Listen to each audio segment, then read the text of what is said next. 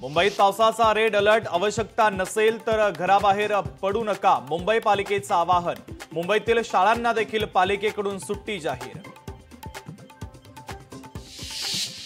नांदेडमध्ये मुखेड तालुक्यात 5 ते 6 तालुक्यांना पुराच्या पाण्याचा वेढा, एनडीआरएफ कडून युद्ध पातळीवर बचाव कार्य सुरू। नाशिकमध्ये शिंदेंच्या शिवसेनेला धक्का, हेमलता पाटील उद्या करणार राष्ट्रवादीमध्ये प्रवेश, शिंदेंच्या शिवसेनेची कार्यपद्धती पटली नसल्याचं वक्तव्य। एनडीएचे उपराष्ट्रपतीपदाचे उमेदवार सीपी राधाकृष्णन सध्या महाराष्ट्राचे राज्यपाल, मुख्यमंत्री देवेंद्र फडणवीसांनी केलं सीपी राधाकृष्णन यांचं अभिनंदन। राज्याच्या राज्यपालांना उपराष्ट्रपतीपदाची संधी, याचा आनंद, खासदार संजय राऊतांचं विधान।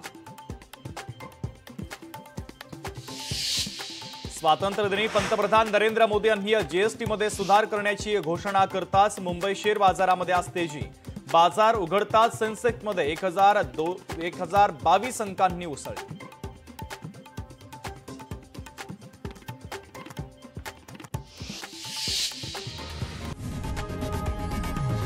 लोकशाही मराठी ऐका, पहा, जागरूक रहा।